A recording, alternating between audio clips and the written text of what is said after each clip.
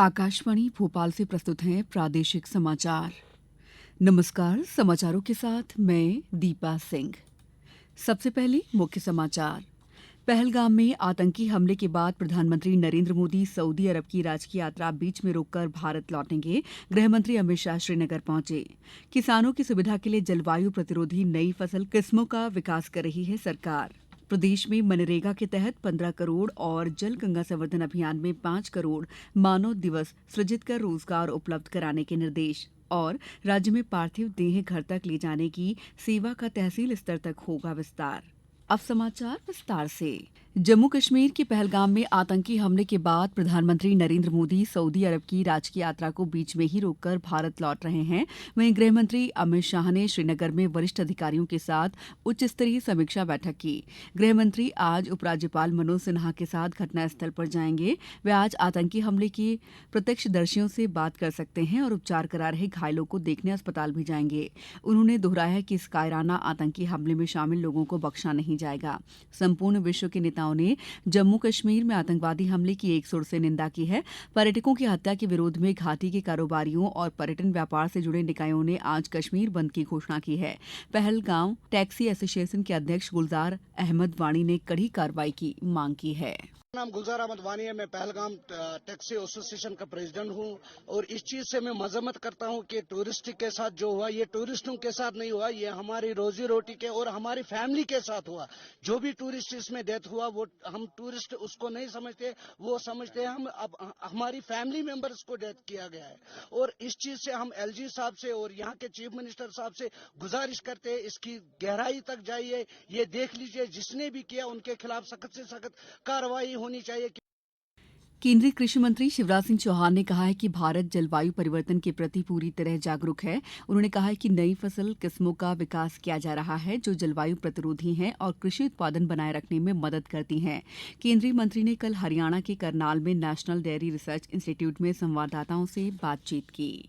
ये संस्थान आज देश का गौरव है। हम दुनिया का 1/4 दूध पैदा कर रहे हैं। भारत दुनिया में पहले स्थान पर है और भारत को इस स्थान पर लाने में एनडीआरआई का महत्वपूर्ण योगदान है। चाहे नई नस्लें विकसित करने का मामला हो, दुग्ध उत्पादों के वैल्यू एडिशन का सवाल हो, फिर मानव संसाधन को ट्रेंड करना हो, नई टेक्नोलॉजी हो, एनडीआरआई के वैज्ञानिकों ने, टेक्नीशियंस ने बड़ी मेहनत से काम किया है।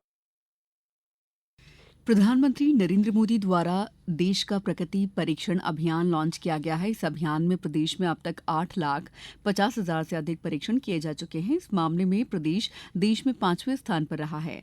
मुख्यमंत्री डॉक्टर मोहन यादव द्वारा कल आयुष विभाग की समीक्षा बैठक में ये जानकारी दी गई। बैठक में बताया गया कि छतरपुर जिले के खजुराहो में योग संस्थान और उज्जैन में अखिल भारतीय आयुर्वेद संस्थान स्थापित करने के लिए प्रयास जारी हैं। इसी तरह प्रदेश में 11 नए आयुर्वेद महाविद्यालय खोले जाने हैं। इसमें भोपाल में 50 बिस्तरीय और नरसिंहपुर में 30 बिस्तरीय नए आयुर्वेद चिकित्सालय का निर्माण कार्य लगभग पूरा हो चुका है। पंचायत एवं ग्रामीण विकास मंत्री प्रहलाद सिंह पटेल ने बताया कि इस साल मनरेगा के तहत 15 करोड़ मानव दिवस सृजित करने का लक्ष्य है। उन्होंने जलगंगा संवर्धन अभियान के दौरान 5 करोड़ मानव दिवस सृजित कर जरूरतमंदों को काम उपलब्ध कराने के निर्देश दिए। श्री पटेल कल मध्यप्रदेश राज्य रोजगार गारंटी परिषद की कार्यकारिणी समिति की 6वीं बैठक को संबोधित कर रहे थे। बैठक में अधिकारियों ने बताया कि अब तक करीब 42 लाख रोजगार दिवस सृजित किए जा चुके हैं। श्री पटेल ने कहा कि मनरेगा में क्वालिटी मॉनिटरिंग के लिए राज्य ग्रामीण आजीविका मिशन द्वारा अपनाई जा रही प्रक्रिया का ही पालन किया जाए। बैठक में जीआईएस लैब स्थापित करने, रिमोट सेंसिंग जीआईएस और पूरे विभाग में एआई लागू करने के प्रस्ताव पर भी चर्चा हुई। समाचारों में वक्त है ब्रेक का। ये समाचार आप आकाशवाणी मध्य प्रदेश से सुन रहे हैं। ये समाचार बुलेटिन YouTube पर Madhya Pradesh news all India radio channel पर और Facebook साथ ही X प्लेटफॉर्म पर AIR न्यूज भोपाल पर सुने जा सकते हैं। इसके अलावा आप हमारी वेबसाइट newsonair.gov.in पर अथवा न्यूज ऑन एआईआर ऐप पर भी समाचार सुन सकते हैं। ब्रेक के बाद समाचारों में आपका एक बार फिर स्वागत है। प्रदेश सरकार ने अस्पताल से पोस्टमार्टम और मृत्यु के अन्य मामलों में पार्थिव देह घर तक ले जाने के लिए शव वाहन उपलब्ध करवाने का निर्णय लिया है। ये व्यवस्था प्रारंभ में जिला स्तर पर रहेगी, बाद में इस व्यवस्था को विकासखंड और तहसील तक विस्तार किया जाएगा। मुख्यमंत्री डॉ मोहन यादव ने कल लोक स्वास्थ्य और चिकित्सा शिक्षा विभाग के कार्यों की समीक्षा के दौरान कहा कि कैंसर जैसे रोगों से ग्रस्त नागरिकों को आवश्यक उपचार सुविधाएं प्राथमिकता से दिलवाई जाएं। प्रदेश में अंगदान को प्रोत्साहित किया जाए। पीपीपी मॉडल पर मेडिकल कॉलेज प्रारंभ किए जा रहे हैं, जो प्रदेश के नागरिकों को बेहतर उपचार सुविधाएं उपलब्ध करवाएंगे। धार में बाबा साहब भीमराव अंबेडकर जी की 135वीं जयंती के उपलक्ष्य में जिला स्तरीय संगोष्ठी का आयोजन किया गया। संगोष्ठी के मुख्य वक्ता देवास शाजापुर लोकसभा सांसद महेंद्र सिंह सोलंकी और युवा आयोग के पूर्व अध्यक्ष डॉ निशांत खरे थे। सांसद श्री सोलंकी ने कहा कि डॉ भीमराव अंबेडकर ने दलितों और वंचितों के सम्मान के लिए अपना जीवन न्यौछावर कर दिया। यहाँ पर बैठे हुए अनेक लोग उसी वर्ग से आते हैं जिस वर्ग से बाबा साहब अंबेडकर आते रहे हैं, परंतु हमें इस बात को स्वीकार करना पड़ेगा कि बाबा साहब अंबेडकर की अपेक्षा हमारा जीवन आज बेहतर है। मैं भी स्वयं उस वर्ग से आता हूँ और इसलिए बेहतर है कि हमारे पहले डॉक्टर भीमराव अंबेडकर जी भारत की धरती पर जन्म ले चुके थे और उन्होंने दलितों के सम्मान के लिए, वंचितों के सम्मान के लिए अपना पूरा जीवन न्यौछावर कर दिया।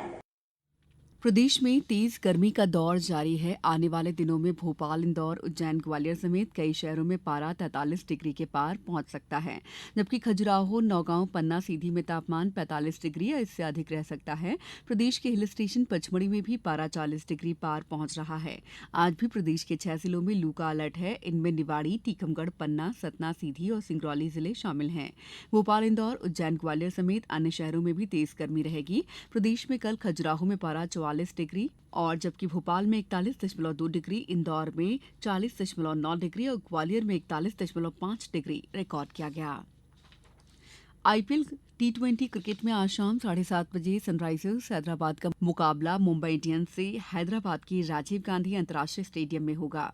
वहीं कल रात दिल्ली कैपिटल्स ने लखनऊ सुपर जायंट्स को 8 विकेट से हरा दिया। अब कुछ समाचार संक्षेप में।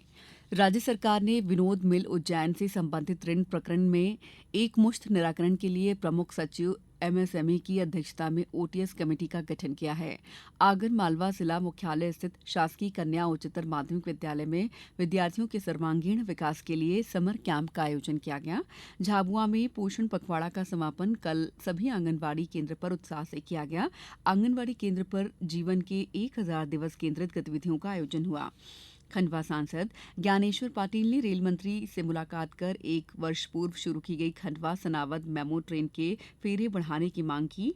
इस मांग को रेल मंत्री ने मंजूरी दे दी है। मंदसौर में गर्मी को देखते हुए आंगनबाड़ी केंद्रों पर आने वाले बच्चों के स्वास्थ्य के मद्देनजर 30 जून तक प्रातः 8 बजे से दोपहर 12 बजे तक किया गया है। कटनी में जलगंगा संवर्धन अभियान के तहत जिले के युवाओं को जल दूत के रूप में पंजीकृत कराकर माय भारत पोर्टल से कंप्यूटर जनरेटेड प्रमाण पत्र देने के मामले में कटनी जिला प्रदेश में अग्रणी है।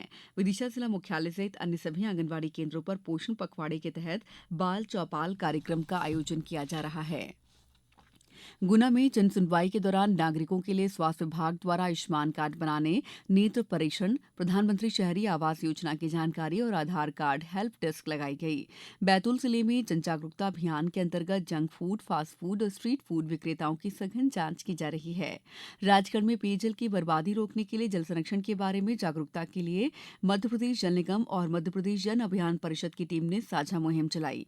पन्ना में आनंदम संस्थान द्वारा पवई के शासकीय माध्यमिक शाला नारायणपुरा में विश्व पृथ्वी दिवस मनाया गया। इस बुलेटिन में इतना ही। अगला बुलेटिन दोपहर 2:10 पर। नमस्कार।